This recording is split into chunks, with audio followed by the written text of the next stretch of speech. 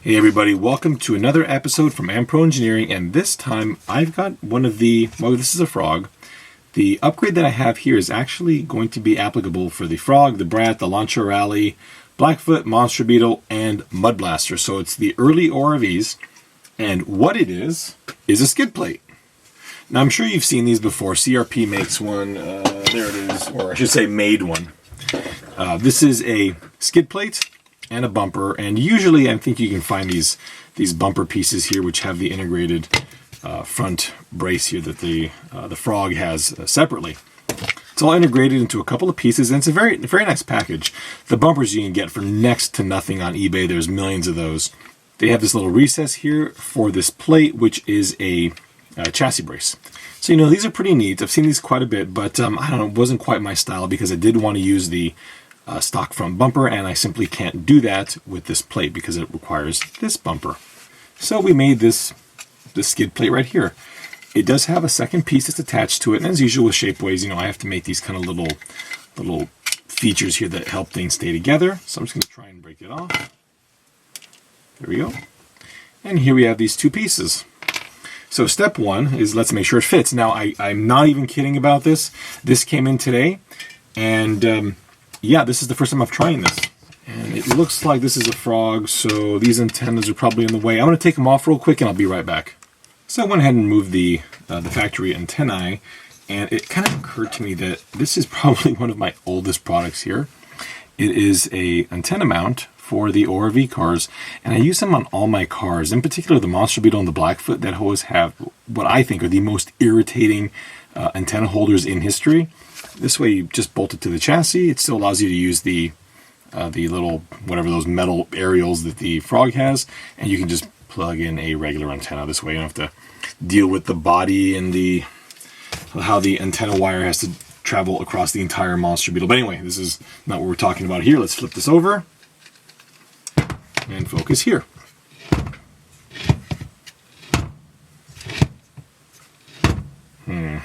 Now this is going to be pretty straightforward.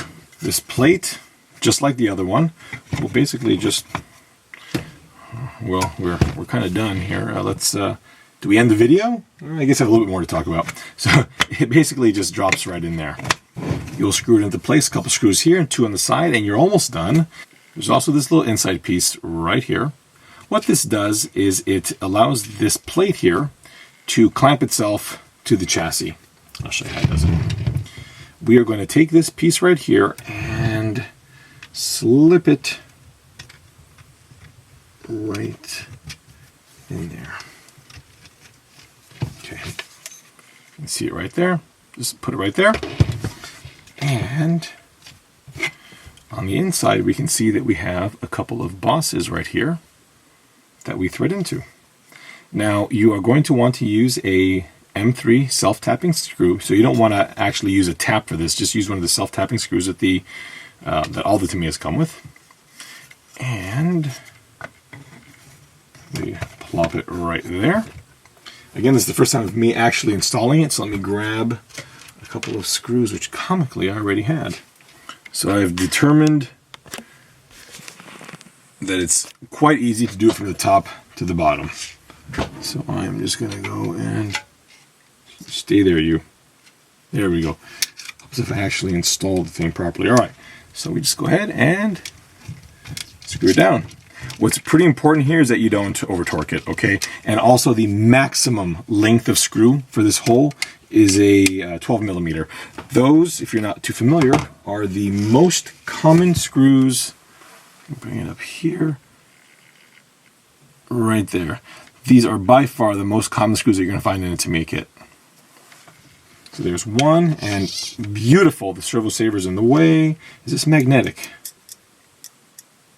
Sweet. There we go.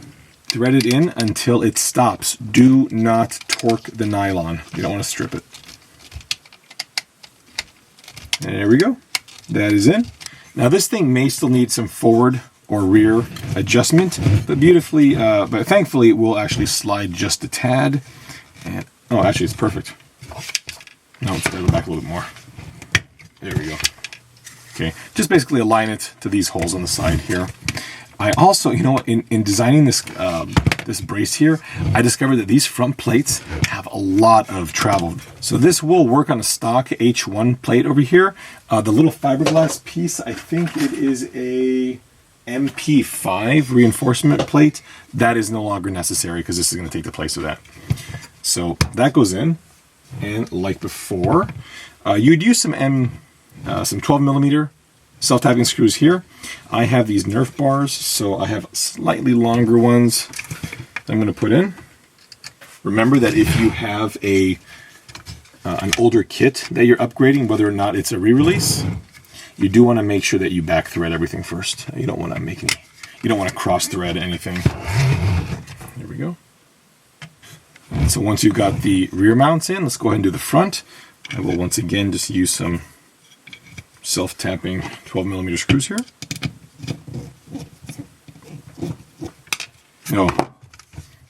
Push that back a little bit to align it. Again, remember that this H1 piece does have a lot of travel, so just align those very nicely there.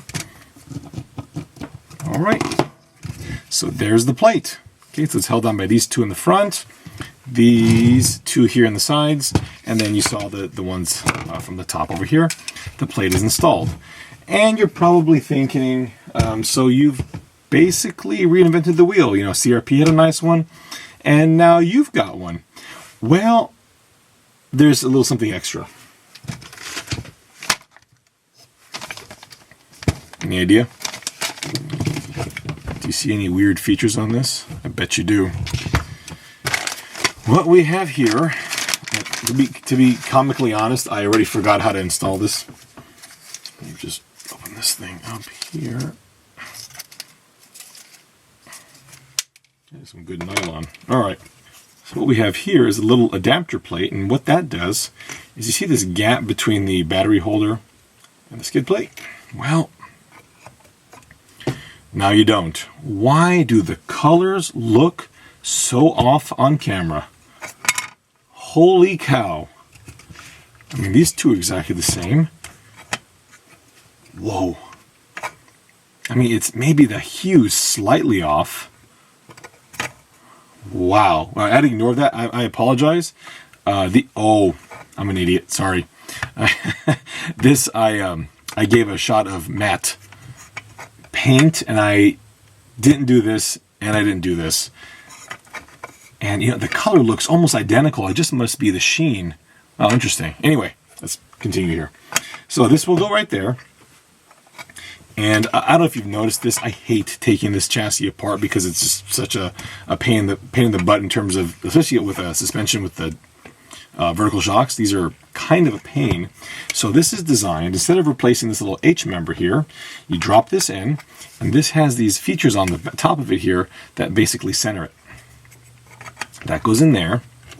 And then from the other side, you have this piece. So just pretending that the H member is there, it goes in together like that. And from the side, you can see that it will sandwich the H member. Once again, I'm going to go to my Tub O self-tapping screws here. I like those a lot. The first thing I think we want to do is secure this. Now this is held to this plate.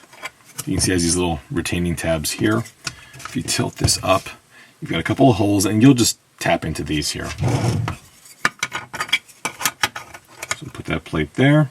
Washers will not fit here.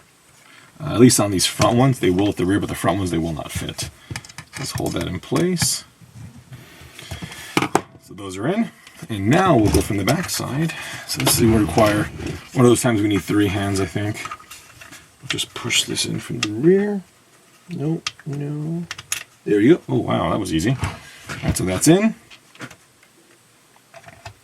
Same deal. 1, 2.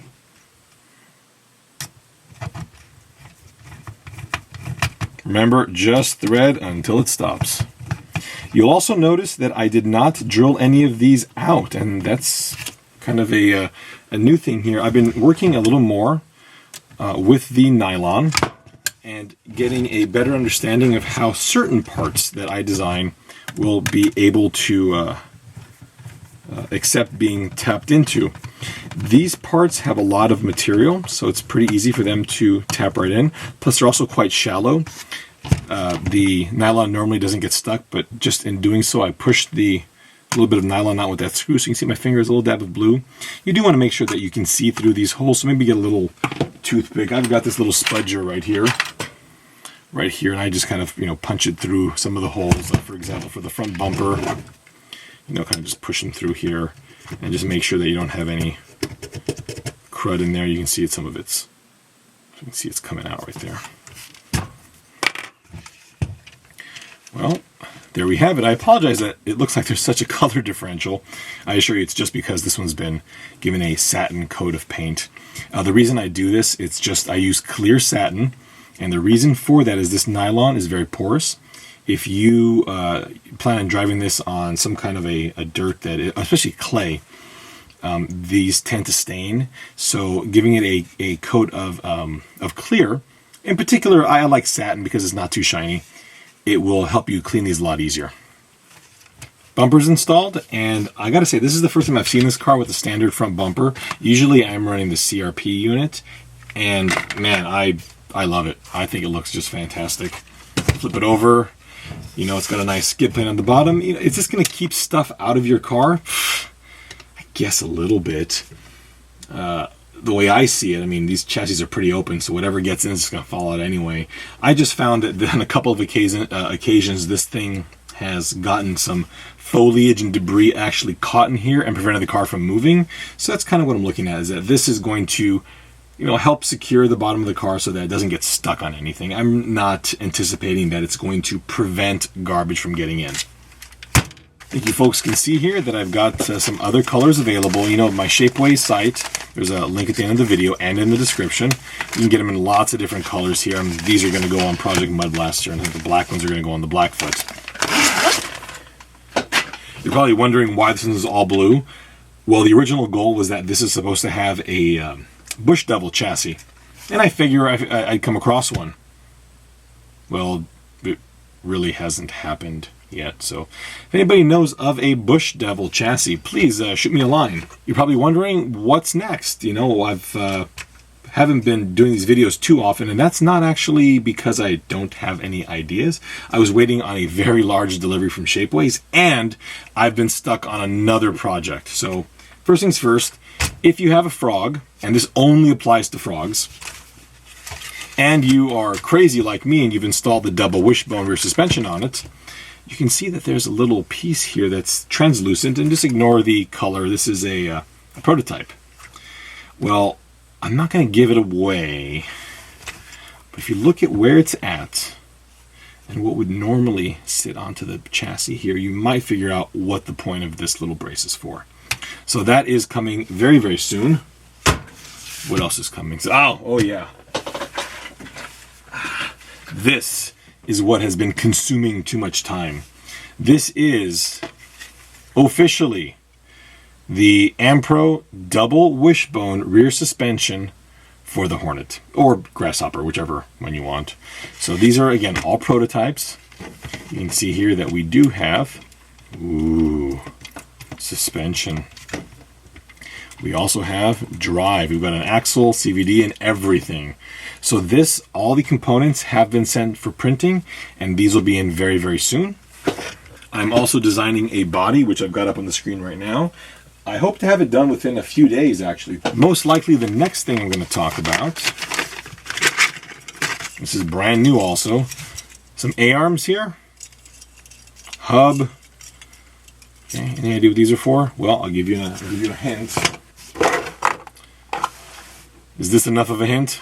Well, thank you all for watching. If you liked the video and you think that my craziness should continue down this path of no return, please like the video. Liking the video tells YouTube that I am not publishing crap. You can also follow me on Facebook as well as Instagram at Ampro Engineering on both. I've been doing a lot of live feeds on Instagram, and people have really liked them, so I think they're kind of boring. It's basically me working on stuff. But if you like that kind of thing, hey, go ahead and subscribe, and you'll probably get a whole bunch of notifications of things that I'm doing. I wanted to mention as well that for some crazy reason, my channel has actually surpassed the 1,000 subscriber mark. I didn't really realize I would ever get to that point, but hey, thank you so much. And because of that, I would love to do something special. If you have some idea of something that you want to see, if you want me to review one of the cars or do a video of me designing something, kind of showing you how it's done, really let me know. I mean, there's a lot of stuff that I want to do. I want to do some more track time. It's a little bit difficult with my work schedule and all that, but if it's something that I can do, go ahead and post in the comments, and hopefully I can do something neat for my thank you 1,000 subscribers episode. Before you take off, please check out the band Blue Pinto. They are the band that lets me use their songs in my videos, and a link to their page is in the credits. Thank you again, and we'll see you next time.